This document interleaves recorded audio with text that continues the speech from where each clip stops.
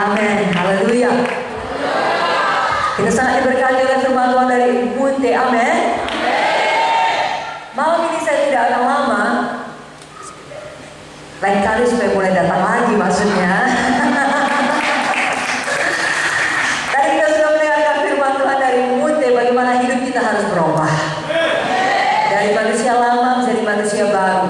Tuhan Yesus adalah juru selamat kita, dan juga Tuhan Yesus membebaskan kita. Tidak perlu lagi ada dosa yang mengikat kita. Dari hamba dosa kita menjadi hamba kebenaran. Dan kita harus mencerminkan kemuliaan Tuhan. Tadi sudah jelas Bunda mengajarkan bahwasanya kita tidak dapat melihat, orang-orang dunia ini tidak dapat melihat secara langsung Tuhan Yesus, tapi mereka dapat melihat Tuhan Yesus melalui kehidupan kita.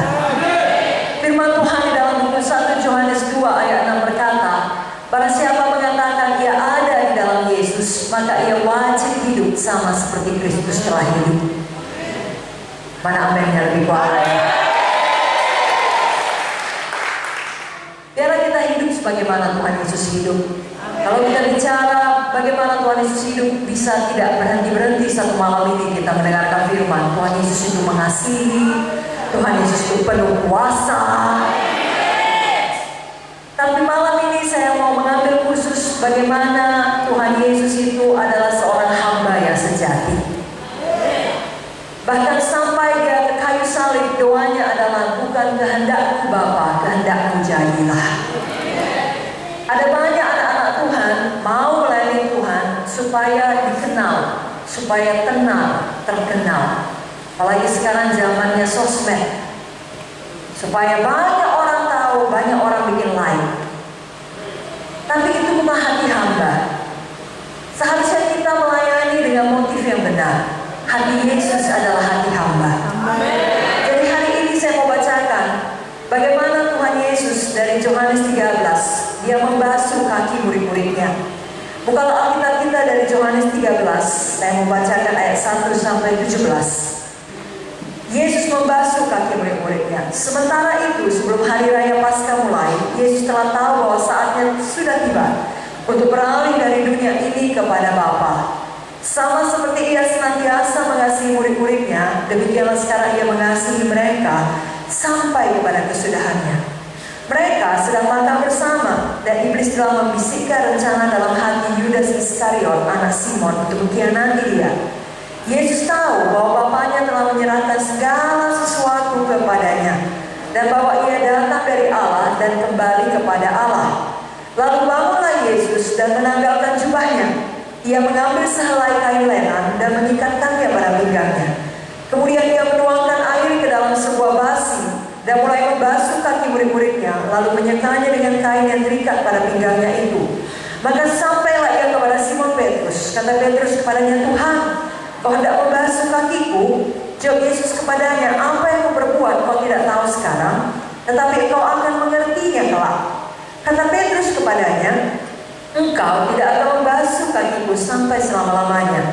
Jawab Yesus, jikalau aku tidak membasuh engkau, kau tidak mendapat bagian dalam aku. Kata Simon Petrus kepadanya, Tuhan, jangan hanya kakiku saja, tapi juga tanganku dan kepalaku.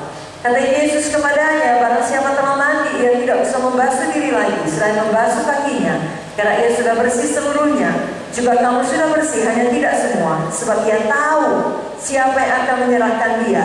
Karena itu ia berkata, tidak semua kamu bersih.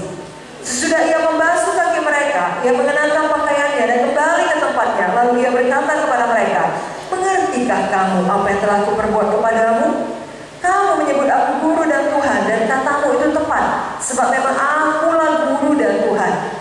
Jadi jikalau aku membasuh kakimu, aku yang adalah Tuhan dan gurumu, maka kamu pun wajib saling membasuh kakimu. Sebab aku telah memberikan suatu teladan kepada kamu, supaya kamu juga berbuat sama seperti yang telah kuperbuat kepadamu. Aku berkata kepadamu, sesungguhnya seorang hamba tidaklah lebih tinggi daripada tuannya, ataupun seorang utusan daripada dia yang mengutusnya. Jikalau kamu tahu semua ini, maka berbahagialah kamu jika kamu melakukannya. Amin. Bapak Ibu Saudara yang terkasih, inilah dia Tuhan Yesus kita. Dia adalah Tuhan segala Tuhan, Raja segala Raja. Tapi demi menyelamatkan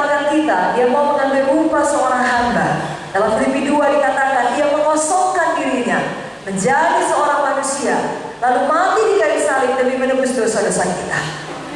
Dan kita tahu dari ayat yang kita baca tadi, selama dia masih hidup di dunia ini, tepat sebelum kematiannya, dia membasuh kaki murid-muridnya. Saudaraku, yang pertama sekali, seorang hamba yang sejati dapat melihat satu kebutuhan dan segera memenuhi kebutuhan itu. Dari Alkitab yang kita baca barusan, sebenarnya tidak ada dituliskan kalau ada murid-muridnya mengeluhkan keadaan di mana tidak ada orang yang membasuh kaki mereka, seperti ada istiadat yang berlaku pada zaman itu. Karena itu adalah tugas pelayan rendahan, tugas seorang hamba yang paling bawah, yakni untuk membersihkan kaki yang kotor. Itu adalah custom, adat pada waktu itu. Tetapi mereka ya tidak begitu peduli, tidak ada ya sudah. Namun Yesus sebagai hamba sejati dapat melihat adanya kebutuhan itu. Dia dapat melihat kaki murid-murid yang kotor. Dia dapat melihat satu kebutuhan dan dia rela memenuhi kebutuhan itu. Saudaraku, tadi mungkin dia sudah mengajarkan, marilah kita semua mengambil bagian kita di dalam tubuh Kristus. Bagaimana kita bisa mengambil bagian kita dalam tubuh Kristus? Kita punya hati seorang hamba. Kita dapat melihat ada satu kebutuhan dan kita mau mengerjakannya. Kita rela mengerjakannya. Bagaimana kita bisa punya hati seperti itu? Dalam buku Filipi 2 dikatakan, itu hanya dapat kita lakukan kalau kita tidak sibuk memikirkan diri sendiri saja, tetapi kita memikirkan orang lain. Filipi 2, saya bacakan ayat yang ketiga dan ayat yang keempat. Dengan tidak mencari kepentingan sendiri atau puji-pujian yang sia-sia, sebaliknya hendaklah dengan rendah hati yang seorang menganggap yang lain lebih utama daripada dirinya sendiri. Dan janganlah tiap-tiap orang hanya memperhatikan kepentingannya sendiri, tetapi kepentingan orang lain juga. Pada waktu saudara masuk ke gereja ini, bukan saudara pikirkan aku harusnya disalam, aku harusnya dihormati, aku harusnya disediakan tempat duduk. Tidak, tapi saudara justru berpikir, siapa yang akan kuberkati?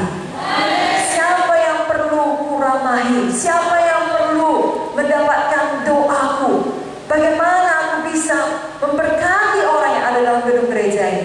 Lalu sifat seperti itu bukan hanya saudara lakukan ketika hari Minggu, ketika saudara ke gereja atau hari-hari ibadah lainnya, tetapi dalam kehidupan sehari-hari. Baik hari Senin, Selasa, Rabu, Kamis, Jumat, Sabtu, hari apa saja, di mana saja, di kantor saudara, dalam rumah tangga, dalam keluarga, dalam berkumpul dengan teman-teman, saudara dapat melihat kebutuhan dan memenuhi kebutuhan itu. Itulah hati hamba. Saudara mungkin yang masih anak-anak, masih bersekolah, saudara dapat melihat kebutuhan teman saudara, katakanlah dalam satu mata pelajaran butuh jangka. Kalau tidak pakai jangka atau tidak pakai rok, tidak bisa mengikuti pelajaran dengan baik. Dia nggak ngomong apa-apa, tapi saudara lihat dia kesusahan. Mungkin dia lupa bawa dari rumah. Sedangkan saudara punya dua, saudara kasih tanpa diminta. Itu contoh yang paling kecil. Saudara bekerja dalam satu tempat, tiba waktunya masa rest, masa istirahat. Saudara lihat ada kebutuhan. Sesama kawan saudara bekerja datang dari keluarga yang lebih sederhana, lebih miskin. Dia tidak ngomong apa-apa, tapi saudara lihat dia tidak makan siang. Saudara punya makan siang, saudara bagi kepadanya. Itulah hati hamba yang sejati. Tidak memikirkan kepentingan sendiri, tetapi kepentingan orang lain juga. Kalau itu kita lakukan tiap-tiap hari, saya yakin gereja ini akan berganda-ganda. Seperti kata Ibu Pendeta tadi, cerminan Yesus, kemuliaan Yesus dalam saudara. Bagaimana Yesus selalu melihat kebutuhan. Sebenarnya tidak perlu dia menyelamatkan manusia ini, tapi dia tahu manusia kalau tidak ada yang menebusnya akan semua ke neraka. Dia berikan nyawanya, dia berikan dirinya sebagai tebusan. Saudaraku, biarlah kita juga demikian. Yang kedua, seorang hamba yang sejati rela melakukan pekerjaan yang kotor. Saudara bisa bayangkan Tuhan Yesus yang adalah Tuhan segala Tuhan, yang kalau di sorga ribuan malaikat atau bahkan jutaan, saya bahkan miliaran, saya tidak tahu berapa jumlah malaikat tepatnya, tetapi dia dilayani oleh semua malaikat. Namun pada saat itu dia berlutut, mendekatkan dirinya kepada murid-muridnya, bahkan kepada kaki murid-muridnya. Mengambil selai kain tadi kita baca, lalu mulai membasuh kaki yang kotor. Jangan dulu kita mengerti bahwasanya alas kaki tidak seperti kita saat ini, sepatu yang tertutup, tidak. Tapi mirip seperti sendal terbuka. Saya kita bayangkan sudah kemana saja mereka berjalan. Sejadi ada yang menginjak kotoran unta, kotoran keledai. Di antara sela-sela jarinya ada lumpur, sedang mengeras, jorok, macam-macam lah. Karena 12 muridnya. Itulah yang satu-satu dibasuh Yesus. Saudaraku, saya aja kadang saudaraku, karena sayang kali ya sama ibu Munte, maka saya mau dekat-dekat dengan sepatunya, saya ambilkan, saya pegang. Kalau bukan sepatu ibu Munte, belum tentu saya mau pegang. Kenapa? Karena bau. Biasanya sepatu orang. Amin, saudara. Saudara tidak akan dengan sukarela berkata, mari sini sepatu kalian, saya cium satu-satu. Nah, itu perbuatan yang mengandung resiko besar. Tetapi Tuhan Yesus rela melakukan pekerjaan kotor, pekerjaan hina, pekerjaan rendah, karena Dia mengasihi. Sekali lagi, karena Dia mengasihi. Dan karena Dia rendah hati. Itu hanya Yesus kita. Pada prakteknya kita zaman sekarang ini, mungkin di luar sana, di dunia sekuler, kita seorang direktur, kita seorang manajer, kita seorang pimpinan, sama seperti Yesus adalah Tuhan, segala Tuhan. Tetapi ketika tiba di gereja, saudara rela jadi tukang parkir. Mundur kan Pak? Ya sedikit lagi. Tidak jadi masalah bagi saudara. Saudara tidak menuntut perlakuan yang sama. Oh, saya seorang direktur, di sini juga saya mana mau saya kalau sampai seperti tukang parkir. Apalagi pegang sapu, tidak ya. Di rumah saya saja ada 5 pembantu. Di rumah saya saja saya tidak pegang sapu. Kenapa pula di rumah Tuhan saya harus pegang sapu? Tidak. Apa saja. Amin. Karena kita rendah hati. Amin. Demi amin ya. Karena kita mengasihi Tuhan. Karena kita mengasihi jiwa-jiwa. Maka kita rela melakukan pekerjaan apa saja bagi kerajaan sorga. Dalam buku Matius 11 ayat 29 dikatakan, belajarlah kepadaku, pikulah karena aku lemah lembut dan rendah hati. Jangan hanya kita mau seperti kebalikannya Tuhan. Siapakah itu? Lucifer, saudaraku. Setan itu sombong. Apa saudara? Pada awalnya Lucifer itu bukan langsung dia jadi setan, dia malaikat. Dan malaikat yang sangat terhormat, yang punya banyak talenta, memimpin penyembahan.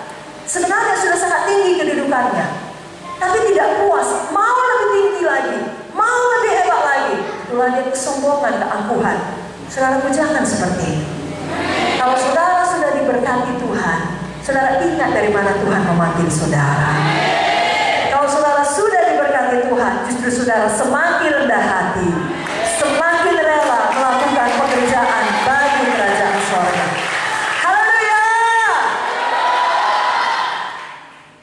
Saya percaya mulai sekarang jemaat Tuhan di Sorong, bahkan di seluruh Papua dan Papua Barat, kalau ada pekerjaan apa saja, tidak ada yang sombong. Amin. Tidak ada yang berkata, kalau ngangkat barang aku gak cocok, kalau mimpin pujian boleh. Saudara tidak pilih-pilih lagi. Amin. Kalau nyuci, tidak mau. Tetapi kalau main musik mau, tidak. Semua saudara mau lakukan, karena saudara rendah hati dan penuh kasih seperti Tuhan Yesus. Rendah hati hamba, saudaraku. Amin. Yang ketiga, kita tahu bahwasanya seorang hamba yang sejati, dia mengerti dia itu ada untuk melayani. Tuhan Yesus pada waktu dia membasuh kaki murid-muridnya, kita baca tadi dalam Yohanes 13. Tahukah dia bahwasanya sebentar lagi Judas Iskariot akan mengkhianati dia? Tahu. Dia Tuhan yang Maha tahu. Tapi dia tidak membiarkan itu sebagai halangan bagi dia untuk melayani Judas Iskariot. Dia tidak, sini Simon kubasuh, sini Andreas kubasuh, tiba Judas, tidak usah, kau sebentar lagi mau mengkhianat di sana. Aku tak mau melayani kau. Ayo selanjutnya yang lain. Tidak, saudara. Kita juga demikian. Kita hidup di dunia ini, kita mau melayani. Gak ada yang namanya pelayanan sempurna.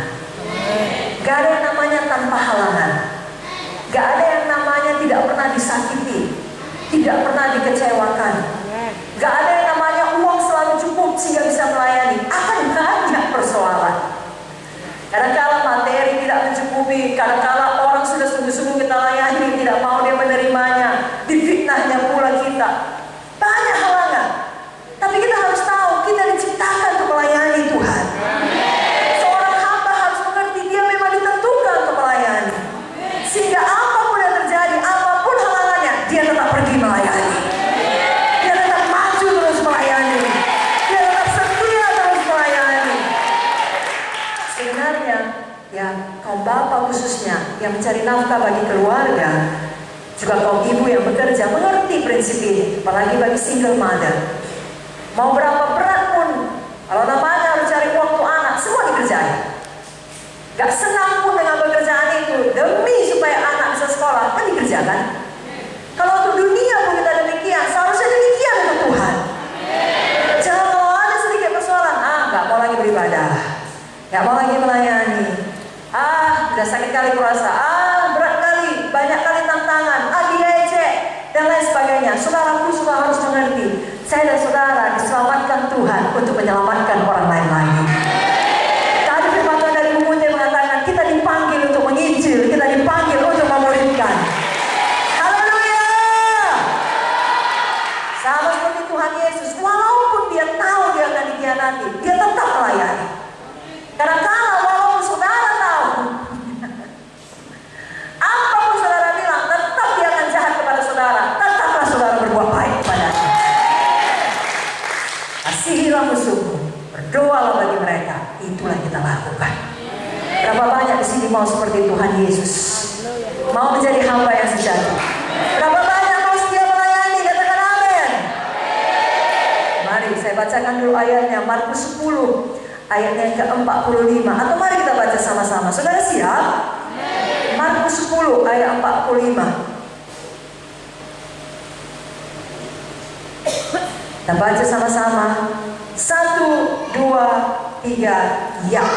Karena anak manusia juga datang bukan untuk dilayani, melainkan untuk melayani dan untuk memberikan nyawanya menjadi tebusan bagi banyak orang. Inilah di hati hamba. Jadi datang untuk melayani, bukan untuk dilayani, dan untuk memberi nyawanya bagi tebusan banyak orang. Saya dan saudara biarlah suka memberi, suka berkorban. Memang enak dikasih hadiah, semua kita senang kalau dapat hadiah, amin. Tapi sebenarnya menurut Alkitab lebih bahagia kalau kita yang memberi. Kisah 20 ayat 35 jelas mengatakan, adalah lebih berbahagia memberi daripada menerima. Jadi mari kita hidup terus melayani. Dan sekali lagi, apapun yang terjadi, saudara tetap maju melayani.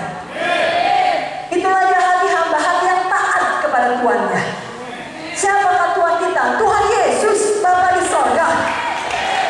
Jadi kalaupun ya, khususnya bagi anak-anak muda yang mungkin memiliki orang tua yang belum begitu mengerti panggilan Tuhan dalam hidup saudara, lalu melarang saudara melayani, maka mohonlah hikmat Tuhan. Tanpa harus melawan kehendak orang tua, tapi saudara tidak perlu berhenti melayani. Saudara jadi berkat, jadi terang. Saudara memuji orang tua, jangan kata orang tua, saya tidak boleh melayani, jadi itu halangan, saya berhenti saja. Tidak saudara, terus melayani Tuhan. Kita harus lebih taat kepada Tuhan daripada kepada siapapun dalam dunia ini. Tapi saya percaya, kalau setiap anak-anak muda yang betul-betul hidupnya menjadi berkat dan terang dalam keluarga, pasti hati orang tuanya diubahkan Tuhan. Maka orang tuanya akan ikut bersama-sama melayani Tuhan dengan dia. Haleluya! Kalaupun ada saat-saat di mana rasanya sangat berat, saudaraku, untuk taat terus melayani, tetaplah pilih taat. Semua kita tahu, kalau seseorang mau naik tingkat, khususnya dari SD ke SMP, SMP ke SMU, apalagi masuk universitas, apalagi tamat dari sarjana, harus melalui tes. Makin tinggi tingkatannya makin berat. Seberat beratnya ujian SD, lebih berat ujian SMP. Sebab beratnya ujian SMU, lebih berat meja hijau. Saudara mengerti? Demikian saudara, semakin saudara bertumbuh di dalam Tuhan, kerap kali ketaatan saudara harus bayar dengan lebih berat. Tetapi teruslah bayar, artinya saudara terus naik tingkat. Amin saudaraku. Karena ini juga teladan Tuhan. Dia taat saudaraku. Dia tahu dia datang ke dunia ini untuk menebus nyawa kita. Tapi sampai pada saat terakhir bukan mudah. Di Taman Getsemani 3 kali dia berdoa. Begitulah Tuhan Yesus sungguh-sungguh berdoa karena sangat berat dirasakan yang taat kepada Bapa. Doanya adalah bukan kehendakku jadi Bapa, tapi kehendakmu lah yang jadi. Alkitab mengatakan peluknya menjadi darah. Ada ilmu kedokteran yang mengatakan kalau seseorang sangat stres berat, ringannya bisa menjadi darah. Tuhan Yesus menang, dia tetap taat, dia pergi ke salib. Bila saya dan saudara tetap taat, kita tahu kita ditentukan untuk melayani Tuhan sampai akhir hidup. Yang keempat, seorang hamba Tuhan yang sejati melakukan pelayanan bukan untuk mencari upah. Adakah di ayat Yohanes 13 yang kita baca tadi, begitu siap Yesus membasuh kaki murid-muridnya, sudah bersih semua, lalu dia berdiri, Simon, kakimu paling kotor, 50.000. Andreas, kalau nggak begitu kotor, diskon 25.000. Kalau tahu segini, nggak ada di charge-nya, saudara. Bahkan dia tidak berkata, bilang apa? Terima kasih dong. Mana amennya? Kerap kali setan mau membuat kita nggak lagi melayani dengan cara hati kita down, kecewa. Kita merasa nggak ada orang yang peduli pelayanan kita, nggak ada orang yang menghargai pelayanan kita, nggak ada orang yang menepuk punggung kita dan mengatakan terima kasih, dan seterusnya dan seterusnya. Jangan dengar tipu daya setan. Upah saudara adalah upah yang kekal. Saudara melayani Tuhan karena Tuhan telah terlebih dahulu melayani saudara, menyelamatkan saudara. Jangan cari pengakuan manusia, jangan cari upah manusia. Saudara terus saja melayani karena hati saudara betul-betul rela melayani karena kasih saudara kepada Tuhan. Saya bacakan Lukas 17 ayat yang ke-7 sampai 10. Bukalah Alkitab saudara juga dari Lukas pasal yang ke-17 ayat 7 sampai 10. Sebab di antara kamu yang mempunyai seorang hamba yang membaca atau mengembalakan ternak baginya akan berkata kepada hamba itu setelah ia pulang dari ladang, mari segera makan. Bukankah sebaliknya dia akan berkata kepada hamba itu, sediakanlah makananku, ikatlah pinggangmu, dan layanilah aku sampai selesai aku makan dan minum. Dan sesudah itu engkau boleh makan dan minum. Adakah ia berterima kasih kepada hamba itu karena hamba itu telah melakukan apa yang ditugaskan kepadanya? Demikian jugalah kamu. Apabila kamu telah melakukan segala sesuatu yang ditugaskan kepadamu, hendaklah kamu berkata, kami adalah hamba-hamba yang tidak berguna. Kami hanya melakukan apa yang harus kami lakukan. Dan tahukah saudara, saya betul-betul melihat prakteknya ini secara literal. Pada waktu baru-baru ini kami pergi melayani KKR di Sulawesi Utara, 3 kota saudara, itu juga KKR Dinas seperti ini, di Bitung, di Tondano, dan di Manado. Lalu hamba Tuhan yang selalu menyupiri kami adalah Gembala Sidang Bitung. Karena sampai malam, karena begitu sampai dari airport, kami langsung melayani seminar di gereja di Bitung. Lalu makan bersama dengan jemaat, fellowship, foto-foto, langsung ke Tondano. Jadi menempuh lagi beberapa waktu lamanya, 1 jam lebih saudara. Sampai di sana sudah lewat tengah malam. Kemudian dia berkata kepada hamba Tuhan itu, terima kasih banyak lah. Ya sudah capek kau membawa mobil seperti ini. Bu, saya adalah hamba yang tidak berguna, yang hanya melakukan apa yang harus dilakukan. Tidak dibawa saudaraku, memang firman itu hidup dalam hatinya.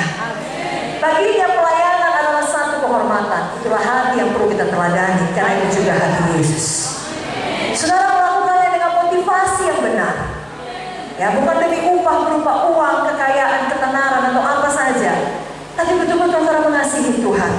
Dalam Kolose 3 ayat 23 sampai 24, saya bacakan kepada Bapak Ibu Saudara. Kolose pasal 3 ayat 23 sampai 24. Apapun juga yang kamu perbuat, perbuatlah dengan segenap hatimu, seperti untuk Tuhan dan bukan untuk manusia. Ayat 24 kita baca sama-sama, 1, 2, 3 ya.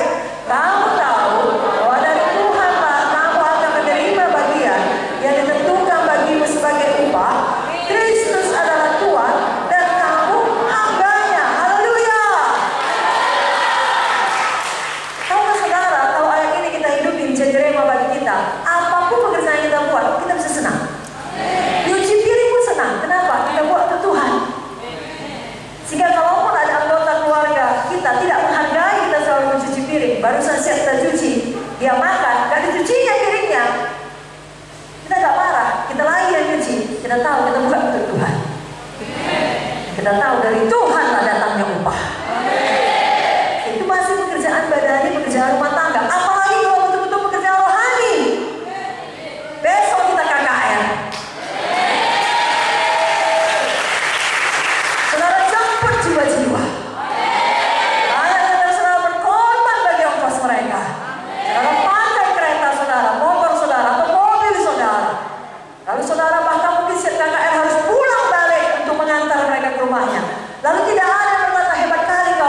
saudara, ingat firman Tuhan malam ini. Saya melakukannya untuk Tuhan, bukan untuk manusia. Dari Tuhan datangnya upah. Lebih jauh lagi seperti Lukas 17 tadi, saya adalah hamba yang tidak berguna, yang hanya melakukan yang telah lakukan. Tapi tahukah saudara, Tuhan melihatnya. Amin. Sorga melihatnya. Amin. Dan Tuhan kita tidak pernah mau berhutang. Saya percaya apa saja yang kita tabur akan kita tuai dengan berlipat kali ganda. Tapi motivasi hati kita bukan supaya ini kita tabur biar tuai berlipat ganda. Enggak terpikir pun itu.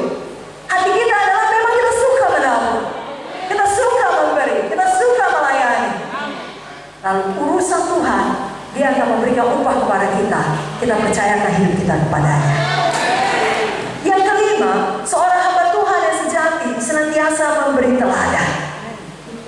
Tahukah saudara, Tuhan Yesus pada waktu Dia membasuh kaki murid-muridnya, hanya tinggal beberapa saat lagi, tinggal beberapa jam lagi bahkan, Dia harus menerima semua tuduhan palsu dari orang-orang yang iri hati, dari pemuka-pemuka agama. Harus menjalani penyiksaan sampai Dia berbilur-bilur. Dia tahu Dia harus menjalani hukuman, dipermalukan, dan harus mati di kayu salib pada akhirnya. Walaupun dalam situasi seperti itu, Yesus tetap menjadi teladan. Pernahkah saudara seperti itu? Saudara sudah habis-habisan punya persoalan, tapi hari KKS tiba, dan saudara seorang PKS tetap harus jadi teladan. Saudara tetap sukacita. Bukan saudara berpura-pura, tidak, tapi itulah hidup seorang hamba. Hidup bagi orang lain dengan sukarela dan mau memberi teladan. Tuhan Yesus tidak membawa pengumuman, dasar kau semua murid-murid orang-orang bodoh, tidak tahu apa yang akan terjadi. Tidak, Dia hanya mengatakan, kalau aku, dalam Yohanes 13 tadi, kalau aku membasuh kakimu, aku yang adalah Tuhan dan gurumu, maka kamu pun wajib saling membasuh kaki. Saya percaya saudara dapat menjadi teladan dalam keadaan baik maupun dalam keadaan sulit. Kenapa? Karena bukan dari kekuatan saudara, Roh Kudus memampukannya. Kalau ada di antara saudara selama ini sudah suam-suam kuku dalam melayani Tuhan, karena banyak persoalan saudara tidak lagi menjadi teladan, mana-mana apa saudara butuh, hari ini saudara bebas. Dalam segala perkara saudara dimampu Roh Kudus untuk menjadi teladan. Bukan berarti persoalan kita langsung selesai, tidak. Tapi kita tidak membiarkan persoalan itu melumpuhkan pelayanan kita, melumpuhkan panggilan kita, membuat kita tidak lagi menjadi teladan, menjadi terang, menjadi garam bagi banyak orang. Dan tahukah saudara, kalau saudara jujur, satu persoalan selesai, selama masih ada nafas akan datang persoalan lain.